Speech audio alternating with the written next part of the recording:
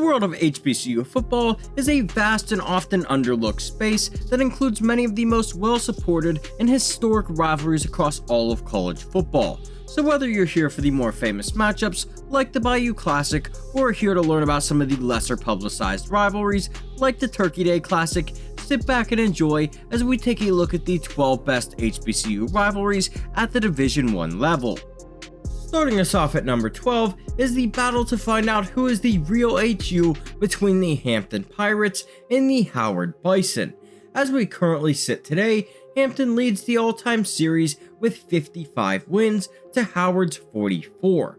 Considered to be the Harvard versus Yale of the HBCU world, this iconic rivalry has been active and at a boil for well over a century.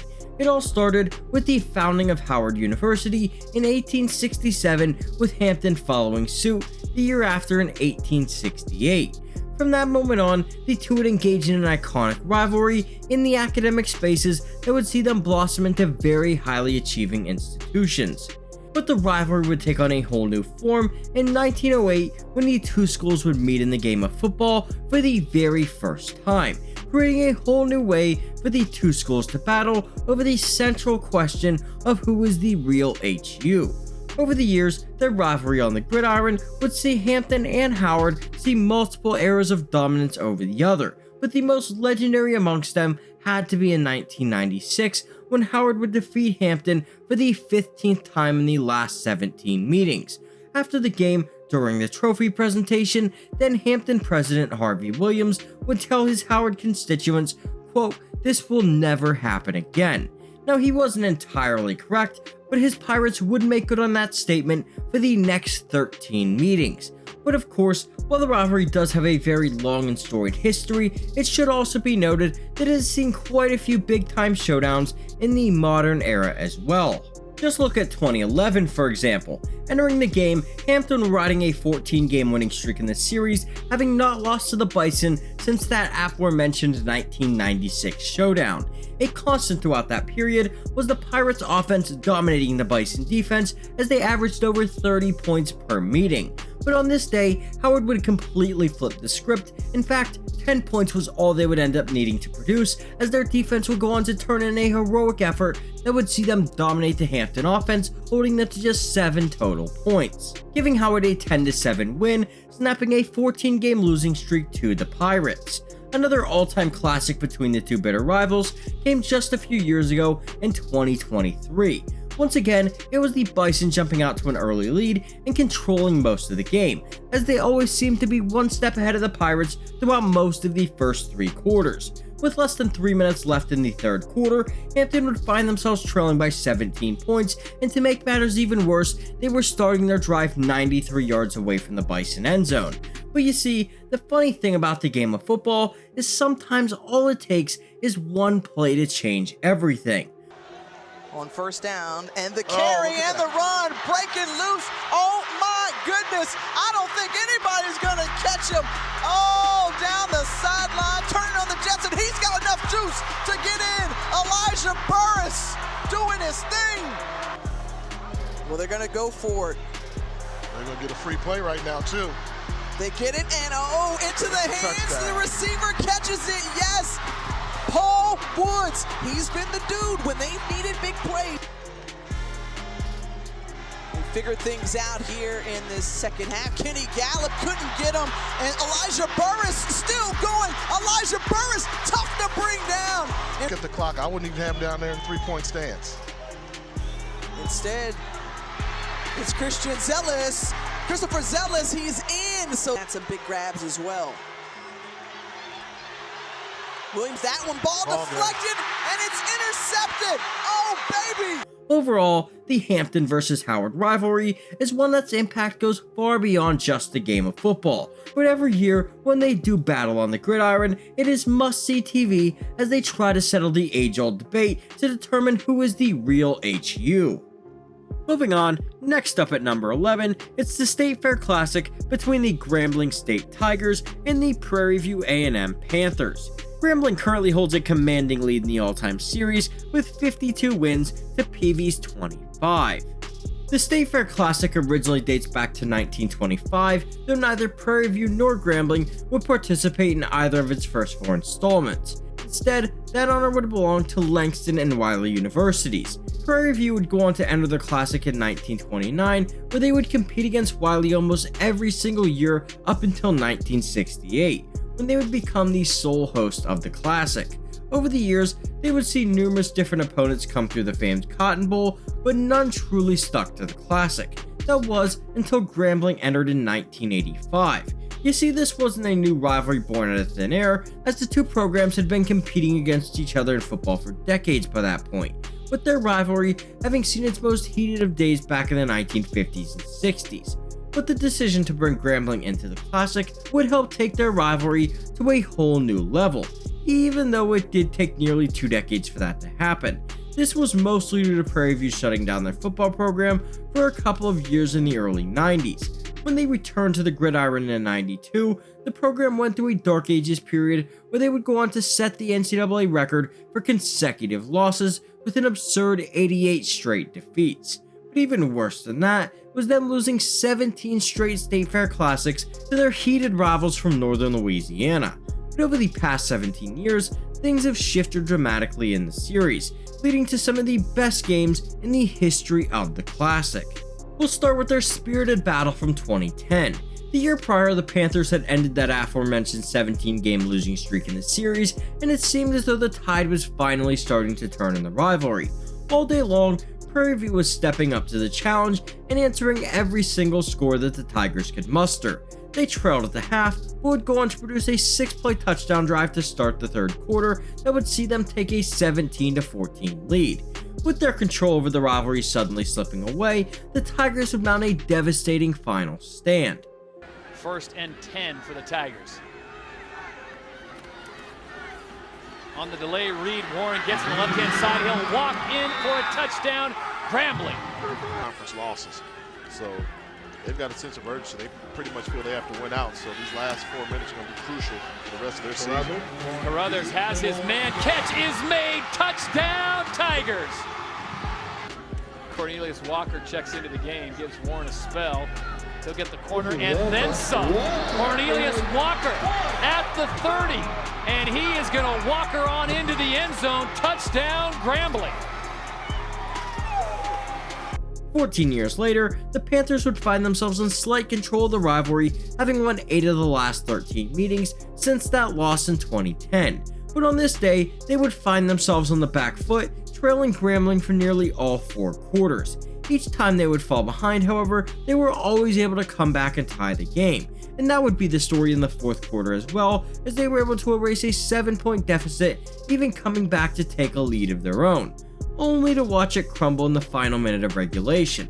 So in the end, the State Fair Classic would go into overtime for the very first time in its long and storied history. And boy did it not disappoint, as one overtime was nowhere near enough to contain these two bitter rivals. Yeah, they isolating him over on that left. Here we go. Here's Johnson, pass. Touchdown. Back of the end zone, touchdown, Prairie View A&M University, Savage. Here is the play by Crawley. Crawley stays on his feet and he goes out of bounds, and oh man, he gets out of bounds and nothing doing. Division. McDowell in the backfield. Here is the play. McDowell. Yes. Goes in, touchdown, 2-point conversion is good, and Prairie View wins it in the 5th overtime. In all, the State Fair Classic should be a true bucket list event for any hardcore college football fan. Not only does the game have the backdrop of the opening weekend of the Texas State Fair, but it also has a ton of history behind it and has been known to have an incredible atmosphere that regularly brings in more than 50,000 fans every single year, making it one of the most supported games across all of the FCS. Moving on, next up at number 10, it's an annual Thanksgiving tradition with the Alabama State Hornets taking on the Tuskegee Golden Tigers in the Turkey Day Classic. As we get set to enter the 2026 season, Tuskegee holds the all-time lead in the series with 60 wins to Alabama State's 45. The only D1 versus D2 rivalry on this list, the Alabama State-Tuskegee rivalry is the oldest amongst HBCU rivalries across all of college football, dating back to 1901. From those very early beginnings, the game drew tons of local support, leading to the crucial decision to move the game to Thanksgiving Day in 1924, with it officially being dubbed the Turkey Day Classic. During this time, the Golden Tigers completely owned the rivalry and were an absolute wagon at the national level, going on to win 6 black national titles over the course of 7 years from 1924 through 1930. But obviously, in the modern day that advantage has flipped thanks to Alabama State moving up to Division I. This has even led to the series going on a bit of a hiatus for a few years from 2013 through 2016 as scheduling conflicts caused a short break in the series. When it finally made its return in 2017, it returned at the start of the season as the Labor Day Classic. But thankfully, it has since gone back to its traditional day to Thanksgiving, where it will hopefully remain for the foreseeable future. On Turkey Day, the two have engaged in some of their most iconic battles over the history of the series. And when it comes to those classic battles, there are very few that match up with their controversial showdown from 2005. Entering that game, the Golden Tigers had won 7 of the last 9 meetings and were sporting a 10-1 record on the season. Alabama State, meanwhile, entered the matchup at just 6-5. Despite that, things were very even throughout the first half, with neither team being able to take full control of the game. This would lead to the scoreboard being knotted up at 11 come halftime. But in the third, the Hornets would finally start to find success on both sides of the ball, leading to them taking a 10-point lead into the final frame. The Golden Tigers offense would finally wake up early in the fourth, producing a 68-yard touchdown drive that would cut the lead back to 3. The Tigers defense would then step up with a massive stop that would lead to a blocked punt, giving them a prime opportunity to retake the lead. But just as everything seemed to be going in their favor, the Tigers would turn the ball over down near the Hornets' goal line. State, however, just could not find a way to put them away. Just a few moments later, they were watching from the sideline as Tuskegee kicked the game-tying field goal to send the series to overtime for the first time ever. The Tigers would carry that momentum into the extra session, scoring on the very first play of overtime. On their ensuing possession, future NFL quarterback Tavares Jackson would lead Alabama State on what looked to be a game-tying touchdown drive. But in a bit of a shock, the Hornets would elect to go for 2 in the win, leading to the most controversial play in Turkey Day Classic history. Randolph are the backs. Jackson for 2. Make that Keldrick Williams. Or was the ball taken away? I don't know what's going on. You be the judge. Was Keldrick Williams in the end zone? Did the ball break the plane? He's hit there. Hard to tell. I don't think he's over the goal line yet. The ball is loose. You see the ball is loose. The officials in the middle of the field. No instant replay, no help from the booth. These guys will have to sort it out. And man, you can imagine all of the different things that are going on in their ear right now because there hasn't been a signal on the field. It's over either way. If it's a touchdown, it's over. If it's a fumble, it's over. And they gave it to the fumble to the Tuskegee Tigers. Another iconic battle between the two came back in 2019, when they met at the beginning of the season in the Labor Day Classic. For about 3 quarters, they'd engaged in a good old-fashioned shootout, as both sides were able to answer the bell whenever called upon. Whether it be through long drives or explosive plays, each team just always seemed to have an answer. But a 99-yard kickoff return for a touchdown would see Tuskegee take an 8-point lead on a back-breaking special teams play. But just as they had done all day long, the Hornets would claw back using a few explosive plays of their own to take a 38-31 lead early in the 4th quarter. Over the final 13 minutes of the game, the Hornets defense would step up, slamming the door on the Tigers' hopes of a comeback, and in the end, State would walk away with a 38-31 victory in one of the series' best games in recent memory. Overall, the Turkey Day Classic is one of the most historic rivalries on this list. Not only is it the oldest of the HBCU rivalries, but it also has been very resilient to the ever-growing changes of the sport. Its yearly tradition of playing on Thanksgiving has survived over a century despite numerous different setbacks and roadblocks, but hopefully that can all be in the past and the rivalry can remain on Turkey Day where it belongs. Moving on, next up at number 9, it's a rivalry set to make its return this coming fall between the Florida A&M Rattlers and the Tennessee State Tigers. The Tigers currently lead this historic series with 31 victories to A&M's 24. From the 1940s all the way up to the 1970s, these two programs set the standard that all of their peers are still chasing to this day. Every year, it seemed as though one of these two was ending the season as the Black National Champions. Throughout this time, the two schools saw their programs steered by legendary coaching figures like Tennessee State's John Merritt and A&M's Jake Gaither. During their time, they would go on to combine for an absurd 13 Black National titles. Famously, the two schools would meet in the 1956 Orange Blossom Classic, a game that is widely regarded as one of the greatest college football games of all time. In the end, it was Gaither's Tigers who were left standing that day as the Black National Champions with a 41-39 victory in front of a rabid crowd of over 40,000 supporters. Today, unfortunately, the rivalry has gone into a bit of a hiatus, with the two schools having last met in 2017. However, that all ends this fall as the rivalry gets set to make its triumphant return. So in honor of this legendary rivalry making a comeback, let's take a look back at a few classic moments from the past 25 years, starting with their classic encounter from 2007. In front of a crowd of over 55,000 fans packed into the Georgia Dome, the Rattlers and the Tigers would produce one of the most iconic entries of their rivalry. It all started with Tennessee State running out to an early 14-3 lead as their offense was able to slice through the Rattler defense like a hot knife through butter. But a safety forced by the FAMU defense gave them a new lease on life, and slowly the Rattlers would climb back into the game, taking an 18-14 lead late in the third quarter. The Tigers would strike back with a 12-play drive that would end in a 19-yard field goal that would close the gap to just a single point.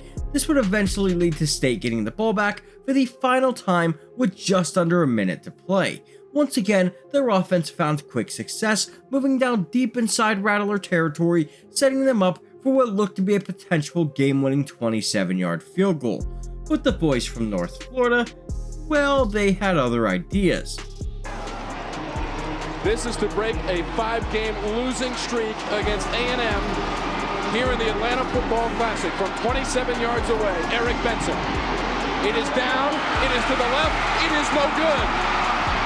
The snap was good. The hold was good. The kick went left. A few years later in 2010, the two would meet once again inside the legendary confines of the Georgia Dome. At this time, FAMU had won the last 8 meetings between the two, with 6 of those coming in one-score games. With a lot of those one-score heartbreaks still fresh on their minds, Tennessee State would come out firing on all cylinders, determined to put the Rattlers away early.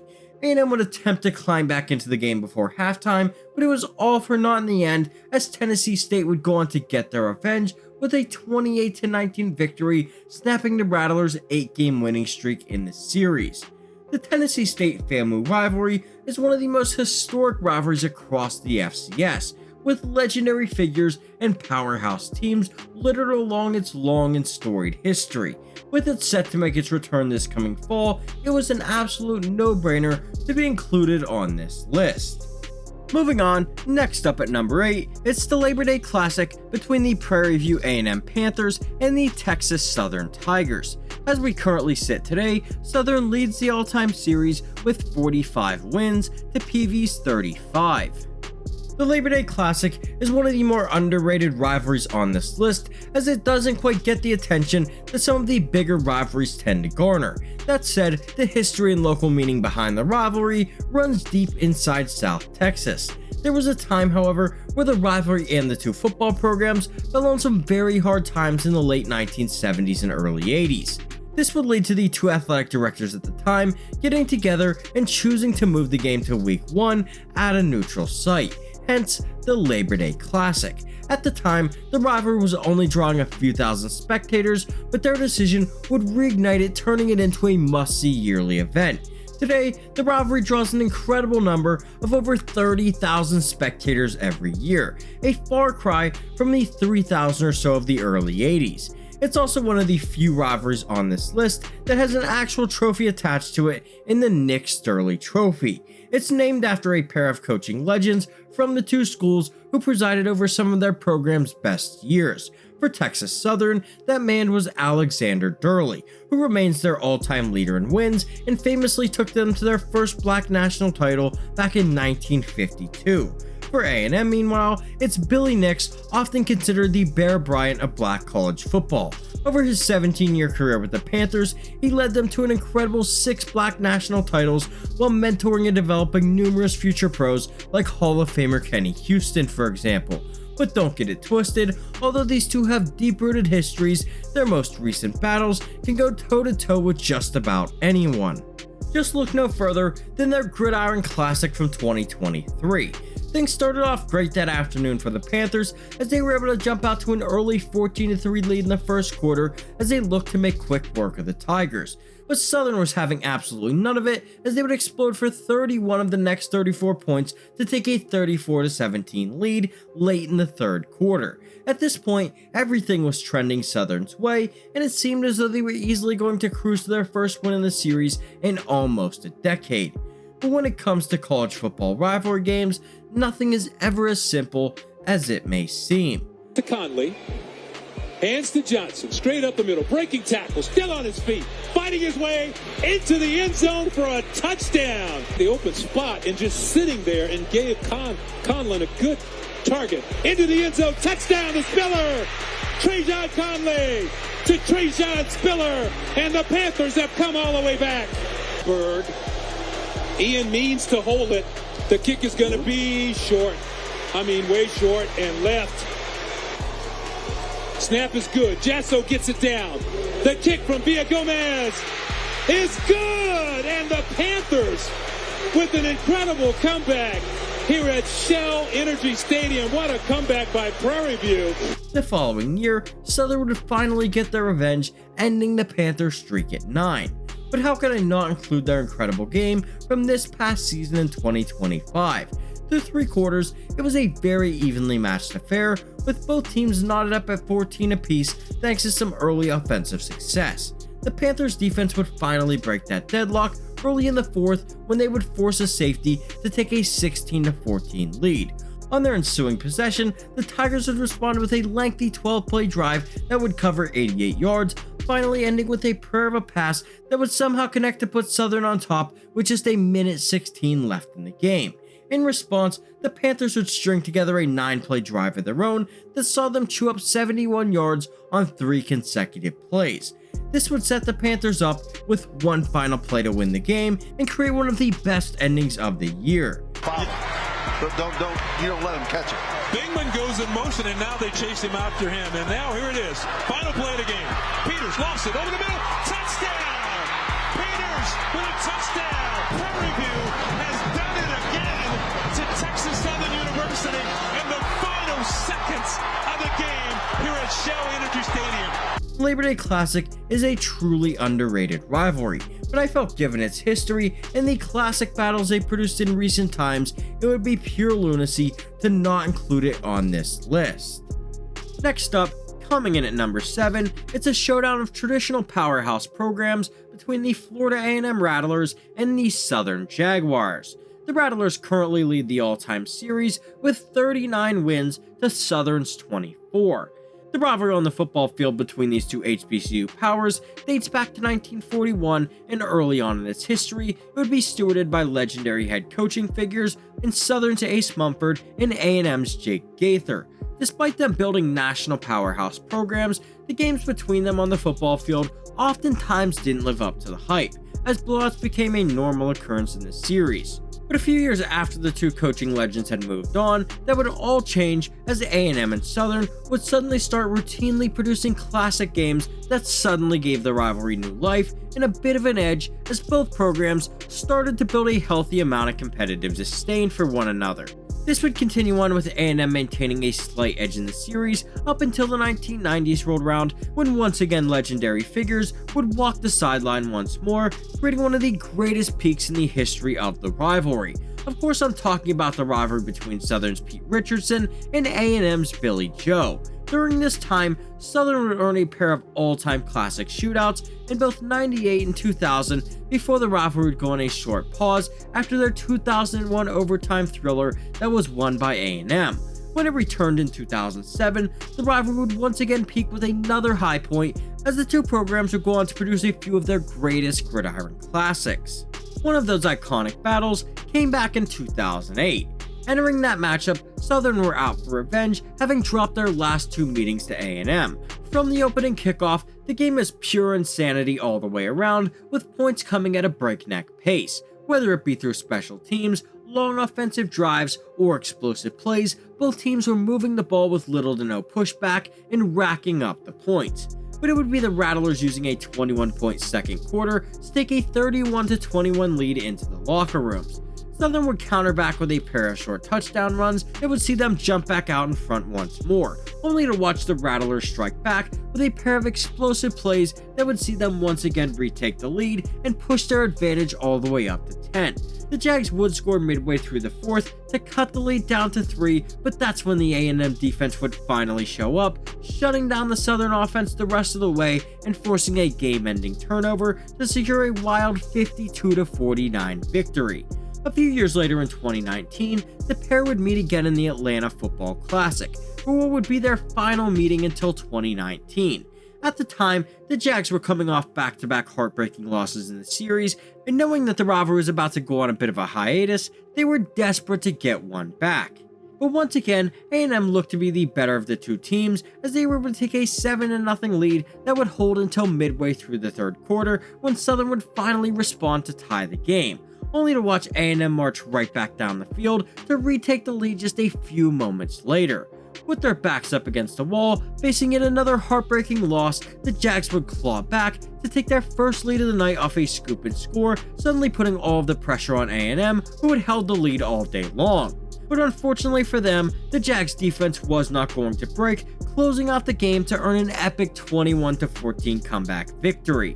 Overall, the Florida A&M vs Southern rivalry has taken a bit of a step back in recent times, as A&M has won the last 6 meetings, but the history between these two programs cannot be overstated, and it's that foundation of the rivalry that, in my opinion, has allowed it to blossom into one of the best HBCU rivalries at the Division I level.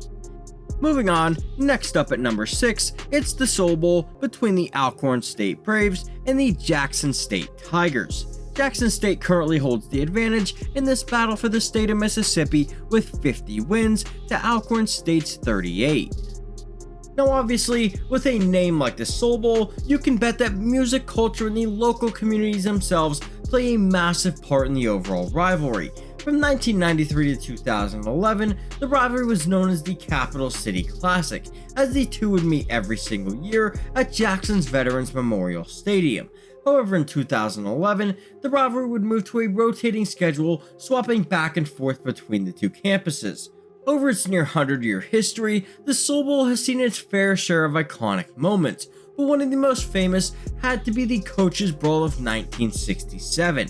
At the time, Jackson State was led by head coach Bob Hill, who was also serving as the school's baseball coach. Alcorn State, meanwhile, was headed by legendary head coach Marino Cassim. Cassim rightfully noted during their pregame meeting between the coaches and officials that the NCAA rules stated that all balls must have a white stripe on each end of the ball for all scheduled night games.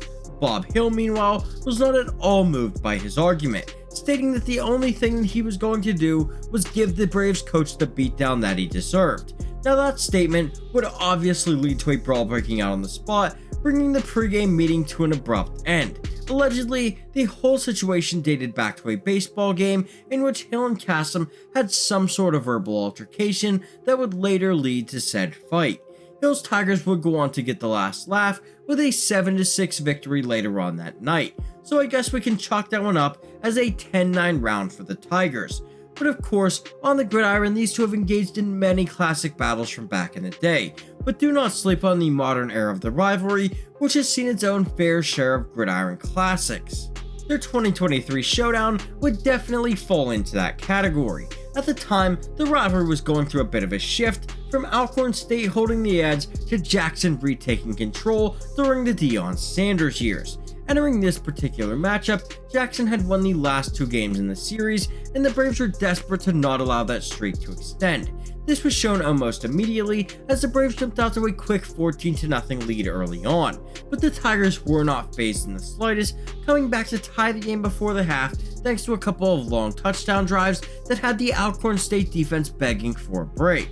Fortunately for them, their offense would answer the bell with a massive touchdown drive to start the second half. But again, Jackson just was not going away, coming back with a scoring drive of their own just a few moments later. Not to be outdone, the Braves would strike back again to retake the lead on the ensuing possession.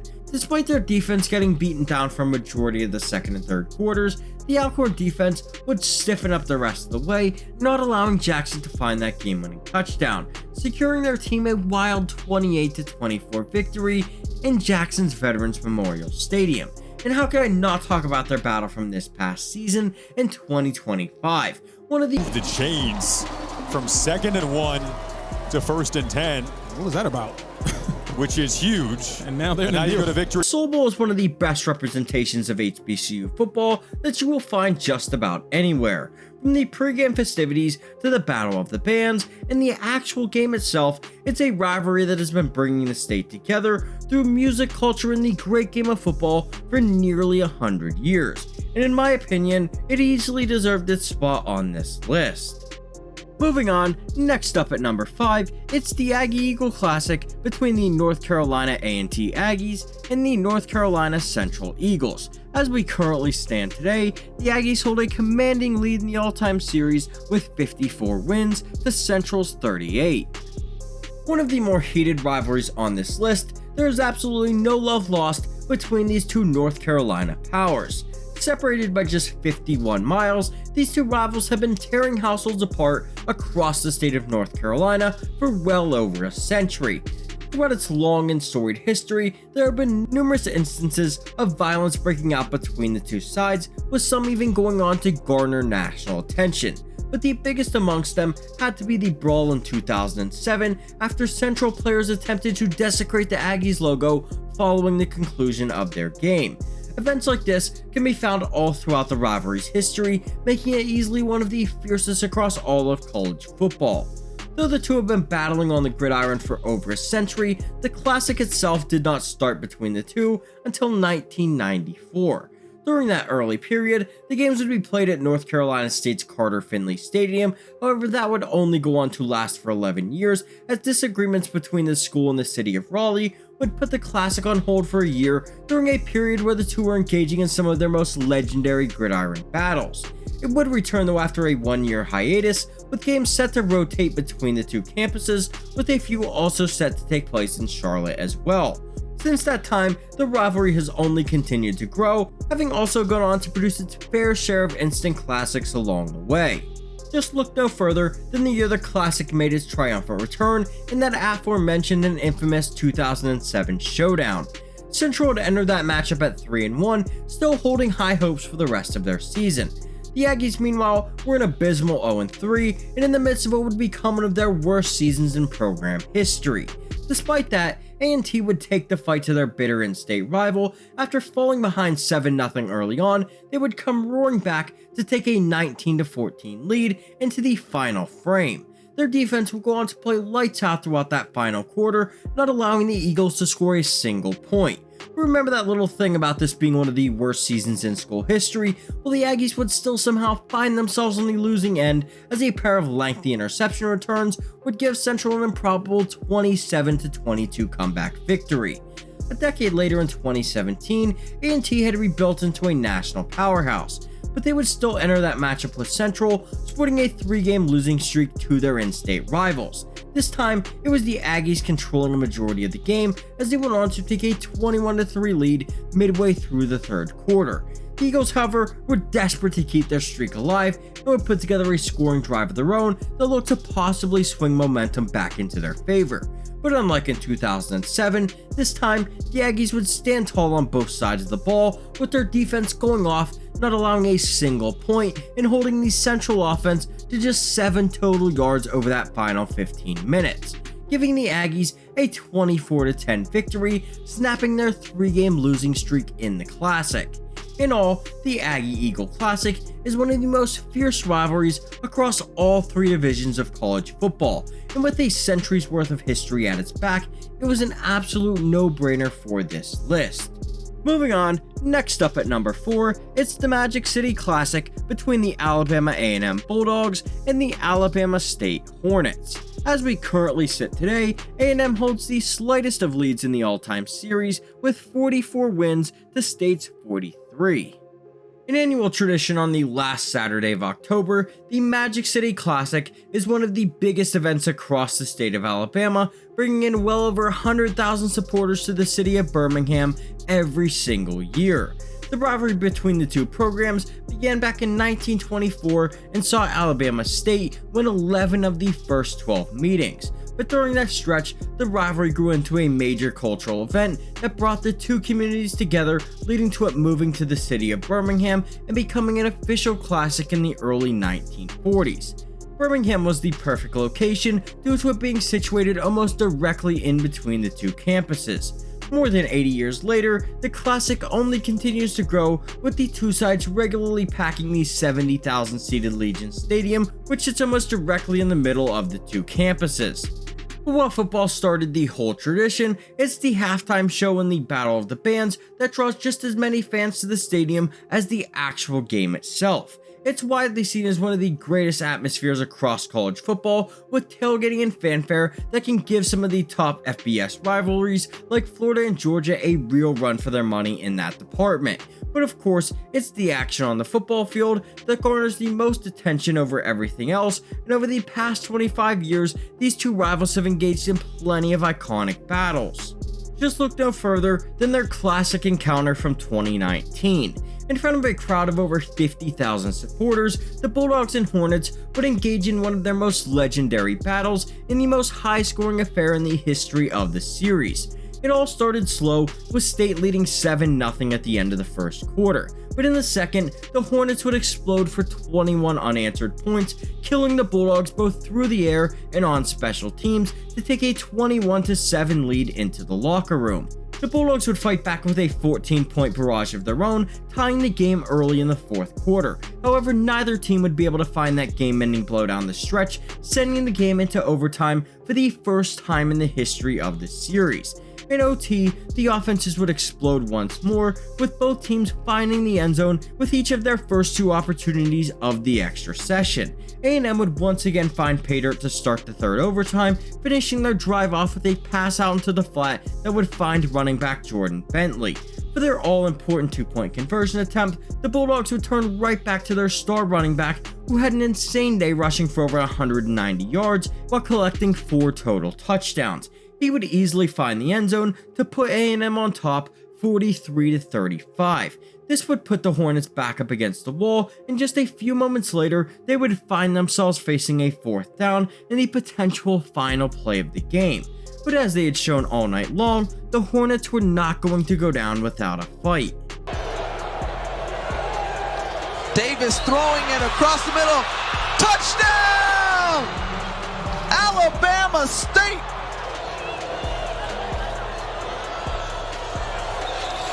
Davis trying to go quickly, and it's batted down! Alabama A&M, for the second year in a row, wins the Magic City Classic! Another all-time classic between the two came back in 2022. At the time, A&M were riding a 4-game winning streak in the Classic. However, it would be State taking the early 3-0 lead as they were looking to end that streak. But in the span of just 13 seconds, they would go on to watch their 3-point lead turn into an 11-point deficit, thanks in part to a pick six after the Bulldogs had finally gotten themselves on the board. As time slipped off the clock, things started to get really desperate for the Hornets, who would respond by scoring touchdowns on each of their final 3 drives to give them a 24-17 advantage with just 2 minutes left in the fourth quarter. A&M were determined to not let their streak die and would end up driving all the way down inside State's 10-yard line. However, it was not meant to be, as time would run out on the Bulldogs, giving State an incredible 24-17 victory in one of the greatest games in the history of the Classic. In all, the Magic City Classic is one of the best rivalries across the SCS. It consistently draws massive crowds and has created its fair share of iconic moments over its long and storied history, making it an easy selection for the top 5 of this list. Next up, coming in at number 3, it's the Florida Classic between the Bethune-Cookman Wildcats and the Florida A&M Rattlers. As we currently sit today, the Rattlers hold a commanding lead in the all-time series with 54 wins to the Wildcats' 25. But don't let that lopsided record fool you, as most of that difference came back in the earliest days of the rivalry. In fact, of the first 30 meetings between the two, Bethune-Cookman would go on to win a total of just 2 times. But it was during that period when the games would start to attract large amounts of local interest, leading to the rivalry leaving the two home stadiums in search of a place that could permanently house the growing interest in the game. Over the following years, the two would play at numerous different locations, including Florida State's Doak Campbell Stadium and even the Daytona International Speedway. But still, the venue issues continued to remain a problem, leading to Tampa Stadium eventually becoming the official home of the newly dubbed Florida Classic in 1978. By this time, Bethune-Cookman had finally built a program that can compete against and even on occasions beat the powerhouse squad from the state capital, leading to it having the most successful period in the rivalry thus far, as they would go on to win 6 of these 17 meetings in Tampa Stadium. But still, the Rattlers had firm control over the rivalry. However, issues still remained around the venue and the timing of the game, leading to the Classic taking a short break as there was no game played in 1983 or 1984, as the two sides failed to come to an agreement. The fans, however, revolted and made it clear that the Florida Classic must be brought back at all costs. So once again, the search for a new venue would commence, with the rivalry finally moving to its permanent home of the Citrus Bowl in 1997. Since then, the rivalry has only continued to grow, becoming one of the biggest and most well-attended rivalry games across the college football landscape. And over the past 29 years at the Citrus Bowl, the rivalry has become the tightest it's ever been, and of course, it has seen the two engage in many of their most iconic battles. Just look back at their legendary MEAC title clash from the year 2000. At the time, the Rattlers were led by legendary head coach Billy Joe, and his squad was still in firm control of the Classic, having won the last 6 meetings between the two. But that control was slowly starting to slip away, and it seemed as though the year 2000 could be that ultimate turning point. But early on, it was all A&M, as they were able to build a 13-0 lead come the second quarter. But the Wildcats were determined to prove that this was indeed a new era of the rivalry, scoring a pair of touchdowns that would help them take a 14-13 lead into the half. The second half would begin much like the first, with the Rattlers taking back the lead and control of the game, as they always seemed to just be one step ahead of the Wildcats. But once again, BCU was here to usher in a new era, and they would strike back, returning a field goal 100 yards for a touchdown, creating one of the greatest plays in the Classic's long and storied history, helping them rocket out in front to take a 28-25 lead early in the fourth quarter. But again, the Rattlers had a counter of their own, coming back with a pair of drives that would end in field goals, helping them retake the lead with just 7.5 minutes left to play. The Wildcats would get their chance to respond, but in the end, the Rattler defense would stand tall to seal a 31-28 victory in their 6th MEAC title. Just a few years later in 2004, the two would produce yet another all-time classic in the highest scoring game in Florida Classic history. In the early going, it seemed as though A&M may pull away with an easy blowout victory, as the Rattlers' offense was able to move the ball at will against what seemed to be an overmatched Wildcats defense. Things were looking especially bleak for Bethune-Cookman fans come late in the third quarter, when their team would find themselves in a 21-point hole with no hope of being able to stop the Rattler offense. But just as all hope seemed to be fading away, an 80-yard kickoff return would breathe new life into the Cats' sideline, creating one of the greatest comebacks in college football history. 20-yard line of Florida A&M. The pitch to Weems. He has some room on the outside. Great block on the outside. Knocked out of bounds at the 4, first and goal. Second time he's run the ball, good for 35. Coming to the opposite side. Whoa! Touchdown. Butler. I should say FAMU, not Bethune, but FAMU. Here's the reverse, option reverse. Empty the playbook. Touchdown easily. Easy. Secondary passing linebacker. Both teams with 25 first downs, and it's the quarterback option. And here's the touchdown. Great block for Bill Cookman. They're 1 point away from tying it. Sharp has it. Sharp stopped by number 1. Fumble. Ball's on the ground. Bethune has it. This is that he faced him in 1994. Straight ahead. Touchdown. Game's over. Rodney Johnson. He finally got into the end zone. In all, the Florida Classic has just about everything you could want, from an incredible atmosphere that's created by its more than 60,000 attendees, to the on-field product that has a tendency to create plenty of magical moments. It is truly a college football fan's dream. And it's because of all of that that I believe the Florida Classic is easily a top 3 rivalry on this list. Next up, coming in at number 2, it's the Bayou Classic between the Grambling State Tigers and the Southern Jaguars. The Jags currently hold the all-time lead in the series with 43 wins to Grambling's 34. A staple of rivalry weekend, the Bayou Classic is one of the most anticipated games on the college football calendar every single year.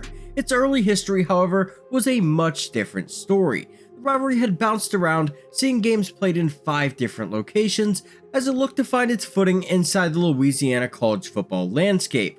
Over that time, the rivalry would develop a real sense of competitiveness and a healthy amount of disdain as the two programs would battle for supremacy inside the state of Louisiana. This would lead to the rivalry receiving an official nickname in the Bayou Classic as it made its move to its permanent home of New Orleans in 1974, starting with a game at Tulane Stadium. The following year, the Classic would move over to the Superdome, where it still remains to this day. Now, while football may be the central event of the weekend, it receives its fair amount of competition with plenty of local events that celebrate the universities, their alumni, and the local culture at large. But chief amongst them all is the Battle of the Bands the night before that actually rivals the game itself in terms of local interest. Featuring Grambling's world-famed Tiger Marching Band and Southern's Human Jukebox, the event is well known for its ability to draw huge amounts of support in terms of both attendance as well as participation from both fan bases. But of course, football is the biggest draw of the weekend, and over its 75 plus meetings, it has produced plenty of iconic moments. Just look back at their insane showdown from 1991, for example. It was the first time that the Classic would be broadcast to a national audience via NBC, in a relationship that still continues on to this day. But more importantly, it was undoubtedly one of the craziest games in the history of the series. At the time, Grambling was led by legendary head coach Eddie Robinson, who was in year 49 manning the sideline for the Tigers. He was looking for his 18th win over the Jags to help them salvage something from his team's rough season that saw them win just 4 total games. Despite his defense going off and forcing 4 Southern turnovers in the first half, the Tigers would still find themselves trailing come halftime 24-17. After forcing yet another Southern turnover to kick off the second half, the Grambling offense would finally kick it into gear, making them pay with back-to-back scoring drives that would see them rocket out in front to take a 30-24 lead early in the fourth quarter. The Jags would go on to use their ensuing possessions to turn the ball over on downs before proceeding to also miss a field goal that would have cut the lead down to 3.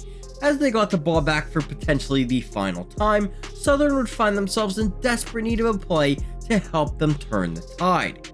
Harrison has passed already for 255 yards today. Steps up and sails it for Thomas. He's got it. Brian Thomas, touchdown. That Southern lead would go on to hold, as a few sacks would help them put the game away, giving the Jags a 31-30 victory in one of the craziest games in the history of the series. 25 years later in 2016, the two would meet in a high-stakes affair, with both teams sporting undefeated records in conference play, meaning the winner was guaranteed a trip to the SWAC title game to take on Alcorn State. This time, it was Grambling running out to a 17-6 lead that had their fans dreaming of a blowout victory. But the Jags would fight back with a 66-yard touchdown run that would get them right back in the mix before halftime. The Tigers, however, were not fazed in the slightest, ripping off touchdown runs of their own of 45, 66, and 34 yards respectively that would see them run away and earn a comfortable 52-30 victory. Now, the Bayou Classic is undoubtedly the most well-known of the HBCU Classics, but it has earned that reputation and, in my opinion, easily deserved this number 2 spot. And finally, coming in at number 1, it's the Boombox Classic between the Jackson State Tigers and the Southern Jaguars. As we currently stand today, Southern holds the slightest of leads in the all-time series with 37 wins to Jackson State's 36. Now, unlike most of the other rivalries on this list, the battle between Jackson State and Southern is not at all a rivalry that's built upon respect and celebrating the universities as well as their alumni. Instead, these two have chosen the path of good old-fashioned hatred for one another. It all started back in 1929 when Jackson and Southern met on the football field for the very first time. At the time, Southern had a much more experienced program, and they used it to good effect, putting a 98-0 beatdown on their rivals to the north. Southern would continue that domination throughout most of the early matchups, but in the 1970s, things would start to change dramatically. It started with Jackson's powerhouse squads of the early 70s that would most notably feature one of the greatest athletes to ever grace the gridiron in the one and only Walter Payton. He would enter his senior year undefeated against Southern with a 3-0 record, and he was surrounded by one of the most talent-rich squads of the entire era in the 1974 Jackson State Tigers, a team that included 12 future NFL draft picks as well as 3 future Pro Football Hall of Famers. Their matchup that year with Southern will go on to be one of the greatest games in the history of the series, with the Jaguars going on to pull the upset by a score of 21-20. The rest of the 1970s and 80s would continue to see gasoline poured on the fire as disdain grew every single year between the two as they battled for control over the SWAC. When the 1990s rolled around, the ante would get up to even more as in-your-face celebrations became a normal occurrence in the series, leading to multiple on-field altercations. But it was also in the 90s where the two would engage in one of their greatest on-field battles in one of the most historic games in the SWAC's long and storied history. Of course, I'm talking about the inaugural SWAC title game from 1999. Entering that matchup, Jackson was looking to avenge their 26-14 loss from just 2 months prior on their home turf. Southern, meanwhile, was looking to secure their 3rd straight SWAC title and their 26th consecutive win over conference opposition. The Jaguars would open the scoring with a 41-yard field goal, giving them a 3-0 lead. However, Jackson would rattle off 10 points of their own to take a 10-3 lead to the end of the first quarter. But in the second, the Southern offense would finally start to get it going, with their star wide receiver Michael Hayes reeling in a pair of sensational touchdown catches that would help give the Jags a 24-10 lead by the midway point of the third quarter. Despite their offense struggling for nearly the entire game, the Tigers' offense would roar back to life with an incredible 17-point barrage over a 5-minute span that would see them take a 27-24 lead with just under 10 minutes to play in the game. Jackson would go on to add a field goal a few minutes later that would expand their lead to 6, putting all of the pressure back on the Southern offense, who had proven all day long that they were up to the challenge. But now that Jackson State had all the momentum, could they really rise up to the occasion one final time? You got to dance with the ones you brought. These are the guys that you've been making it with all game, all season long. Why get away from it? Throw that ball up to the big receiver, Michael Hayes. There he goes. Hayes makes the catch. Hayes still on his feet. Hayes looking for blocking. Hayes trying to find a hole. Hayes is still on his feet. He alley-oops. He's inside the 15 and drawn out of bounds at the 10-yard line.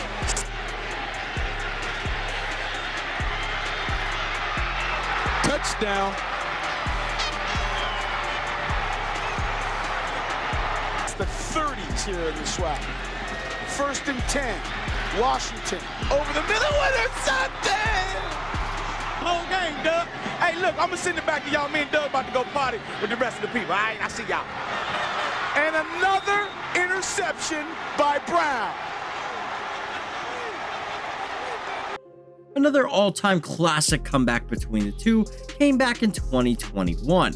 At the time, the Jaguars were riding high, having won the last 7 meetings in the series, but Jackson was entering a whole new era with the arrival of Deion Sanders as head coach, pumping new life into a program that had fallen on hard times. And those hard times were ever present in this particular matchup, as Southern led for a majority of the night, even going on to take a 10-point lead into the final quarter. But like I said, it was a whole new era at Jackson State, and they were not about to let that streak reach 8.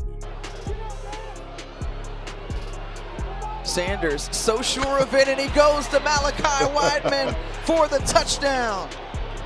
Vaunted passing attack. Ball at midfield. Sanders tracking back, Look throws out. it away. Man fell down. Touchdown, Malachi Wideman as he looks the defender into the end zone.